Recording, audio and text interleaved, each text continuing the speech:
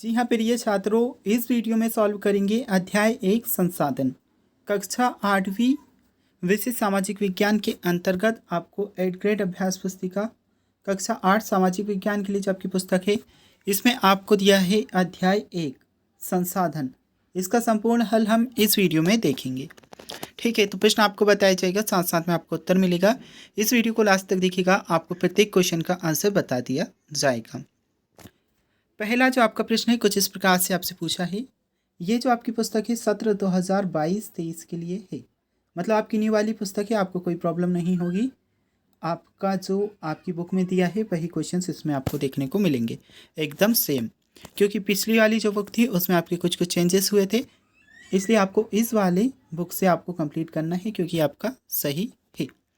चलिए, तो 8th class के लिए आपका है संसाधन की परिभाषा लिखिए।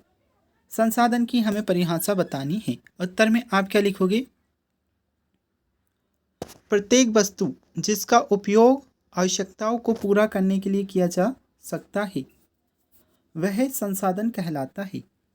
ठीक है, ये प्रश्न है आपका। उत्तर ये लिखोगे, प्रत्येक वस्तु जिसका उपयोग आवश्यकताओं को पूरा करने के लिए किया जा सकता है वह संसाधन कहलाता है। यह आपको उत्तर में नोट कर लेना है। चलिए, इसके बाद बढ़ते हैं आपके नेक्स्ट क्वेश्चन की ओर। प्रश्न क्रमांक आपसे दूसरा पूछा है, पेटेंट किसे कहते हैं? तो इसमें आपको क्या लिखना है? पेटेंट किसे कहते हैं, प्रश्न क्रमांक आपका दूसरा है। और आपको देखिए साथ साथ इंस्ट्रक्शन भी दिया है कि संसाधन एवं विकास के पृष्ठ क्रमांक 1 के उत्तर खोजें एवं लिखें। आपकी जो बुक है, जो पुस्तक है, मेन पुस्तक है, उसमें से भी आप चाहें तो छाँट कर लिख सकते हैं, लेकिन मैं आपको उत्तर यहाँ पर बता रहा हूँ, तो आप यहाँ से देख कर लिखिएगा। पेटेंट से तात्पर्य किसी विचार अथवा आविष्कार पर एकमात्र अधिकार है। ओके, ये आप उत्तर लिखोगे। पेटेंट का तात्पर्य किसी विचार अथवा आविष्कार पर एकमात्र अधिकार से है। यह आपको उत्तर में नोट कर लेना है। ओके, चलिए अब देखते हैं आपका नेक्स्ट क्वेश्चन। क्वेश्चन नंबर दूसरा आप यहाँ से कंप्लीट करिएगा।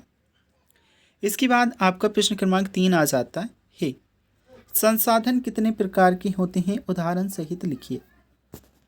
आज संसाधन के प्रकार हमें बताना है कि जो संसाधन होते हैं वे कितने प्रकार के होते हैं, 1, 2, 3 या फिर 4, इस प्रकार से हमें बताना है। तो देखिए, उत्तर में आप क्या लिखोगे? संसाधन 2 प्रकार के होते हैं। कैसे? इस प्रकार से बनाओगे, संसाधन लिखिएगा, फिर ऐसी लाइन खींच दीजिएगा, एक इधर एक इधर, एक लिखिएगा प्राकृतिक, सेकंड में आप लिखोगे मानव निर्मित। ओके, तो संसाधन 2 प्रकार के होते हैं, एक होता है प्राकृतिक, एक होता है मानव निर्मित। अब उदाहरण में आपका क्या आना है? उदाहरण में आप लिखोगे जल, मृदा, खनिज, और उदाहरण इधर भी आपको दिया है पुल, सड़क, मशीन।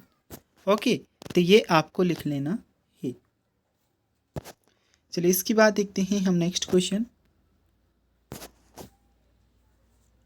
संसाधन 2 प्रकार के होते हैं, एक होता है प्राकृतिक, एक होता है मानव निर्मित। इधर आप लिखोगे उदाहरण में जल, मृदा, खनिज, और मानव निर्मित संसाधन के उदाहरण लिखोगे पुल, सड़क, मशीन।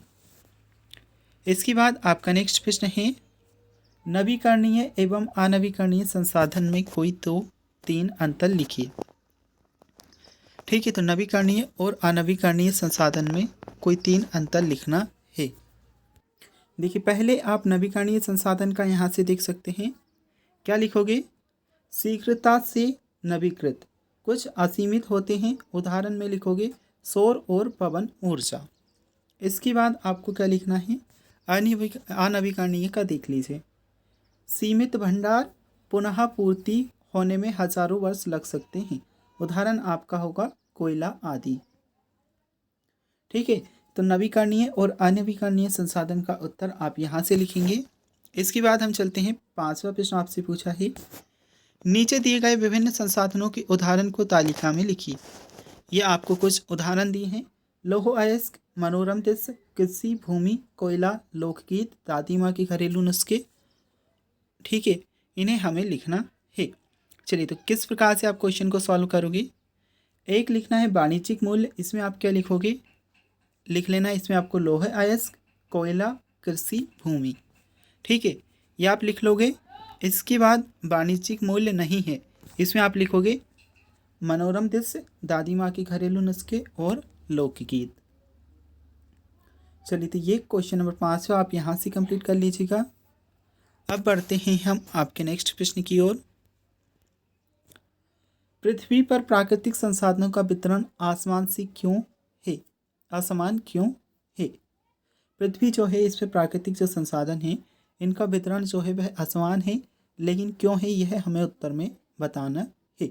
प्रश्न क्रमांक 6 हमसे पूछा है। ठीक है, तो उत्तर में आप क्या लिखोगे, देखिए। प्राकृतिक संसाधनों का वितरण भूभाग, जलवायु, ऊंचाई जैसे अनेक भौतिक कारकों पर निर्भर करता है। पृथ्वी पर इन कारकों में विभिन्नता होने के कारण संसाधनों का वितरण असमान है। ये आपका उत्तर रहेगा। प्राकृतिक संसाधनों का वितरण भूभाग, जलवायु, ऊंचाई जैसे अनेक भौतिक कारकों पर निर्भर करता है। पृथ्वी पर इन कारकों में भिन्नता होने के कारण संसाधनों का वितरण असमान है। यह आपके उत्तर में आपको नोट करना है। चलिए, इसके बाद देखते हैं आपका नेक्स्ट प्रश्न। कोई 5 मानव निर्मित संसाधनों के नाम लिखिए। ठीक है, तो मानव निर्मित से मतलब जिन्हें मानव ने बनाया है। कोई 5 मानव निर्मित संसाधन के नाम हमें देने हैं। सबसे पहले आप क्या लिखोगे, पहला आपका रहेगा प्लास्टिक। क्या लिखना है आपको, पहले में आप लिखेंगे प्लास्टिक। ठीक है, इसके बाद दूसरा आप लिखोगे सोडा। दूसरे में क्या लिखना, सोडा आपको लिखना है। तीसरे में आप लिख लीजिएगा रबर। तीसरे में क्या लिखोगे, रबर आपका आएगा। चौथे में आपको कर लेना है प्रौद्योगिकी। और पांचवें में आप लिखोगे इलेक्ट्रिसिटी। तो ये हो जाएंगे आपके। इसके बाद आपसे प्रश्न क्रमांक 8 पूछा है। मानव संसाधन से क्या तात्पर्य है, इसे किस प्रकार मूल्यवान बनाया जा सकता है? तो प्रश्न क्रमांक 8 में पूछा है कि मानव जो संसाधन है इनसे क्या तात्पर्य है और इसे किस प्रकार से मूल्यवान बनाया जा सकता है। उत्तर हमें देना है। क्या लिखोगे, लोग और अधिक संसाधन बनाने के लिए प्रकृति का सबसे अच्छा उपयोग तभी कर सकते हैं जब उनके पास ऐसा करने का ज्ञान। ठीक है, क्या लिखना है, लोग और अधिक संसाधन बनाने के लिए प्रकृति का सबसे अच्छा उपयोग तभी कर सकते हैं जब उनके पास ऐसा करने का ज्ञान, कौशल तथा प्रौद्योगिकी उपलब्ध हो।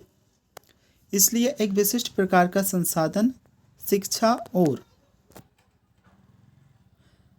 और स्वास्थ्य लोगों को बहुमूल्य संसाधन बनाने में मदद करते हैं। ठीक है, ये आप लिखोगे। चलिए, इसके बाद हम देखते हैं नेक्स्ट प्रश्न। यहाँ से आप ये नोट कर लीजिएगा, लोग और अधिक संसाधन बनाने के लिए प्रकृति का सबसे अच्छा उपयोग तभी कर सकते हैं जब उनके पास इसे करने का ज्ञान, कौशल तथा प्रौद्योगिकी उपलब्ध हो। इसलिए मनुष्य एक विशिष्ट प्रकार के संसाधन शिक्षा और स्वास्थ्य लोगों को बहुमूल्य संसाधन बनाने में मदद करते हैं। अभी क्वेश्चन नंबर 9, संसाधनों को हम किस प्रकार से संरक्षित कर सकते हैं, कोई 4 उपाय लिखिए। तो 4 उपाय हमें बताना है कि किस प्रकार से जो संसाधन है इन्हें हम संरक्षित कर सकते हैं। पहले में लिखोगे, संसाधनों को हम निम्नानुसार संरक्षित कर सकते हैं।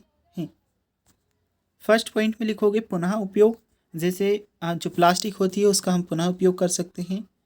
पुनः चक्रण, ये भी वही है। और कम उपयोग, है ना, उपयोग कम करके भी हम कर सकते हैं। पुनः प्राप्त करिए, ये आप 4 लिखोगे। यहाँ से संसाधनों को हम निम्नानुसार संरक्षित कर सकते हैं। फर्स्ट में आपको पुनः उपयोग लिखना है, फिर पुनः चक्रण, कम उपयोग, पुनः पूर्ति करिए के जरिए। अब आपका ही क्वेश्चन नंबर 10, सतत पोषणीय विकास की 4 सिद्धांत लिखिए। सतत पोषणीय विकास के हमें 4 सिद्धांत लिखना है। संसाधन एवं विकास पाठ के प्रश्न क्रमांक 5 से उत्तर खोजे एवं लिखे। ठीक है, आपकी जो मेन बुक है उसमें अगर आप देखोगे तो इस पेज नंबर पर आपको आपका पाठ मिलेगा, उसमें आप पूरा पढ़ोगे तब आपको उत्तर समझ आएगा। लेकिन यहाँ पर मैं उत्तर आपको बता रहा हूँ तो आप यहाँ से लिख लीजिएगा। जीवन के सभी रूपों का आदर और देखभाल। सेकंड पॉइंट में लिखोगे मानव जीवन की गुणवत्ता को बढ़ाना। और तीसरे पॉइंट में आएगा पृथ्वी की जीवन, शांति और विविधता का संरक्षण करना। चौथे पॉइंट में आना है प्राकृतिक संसाधनों के ह्रास को कम से कम करना। यह आपके 10वीं क्वेश्चन का आंसर रहेगा। देखिए कुछ इस प्रकार से मैंने आपको जो आपका अध्याय 1 है इसके संपूर्ण हल आपको बता दिया है। इसके बाद का जो आपका पार्ट है उसका हल आप देखना चाहते हैं तो इसी वीडियो के डिस्क्रिप्शन बॉक्स में आपको लिंक मिल जाएगी, वहाँ से जाकर आप देख सकते हैं।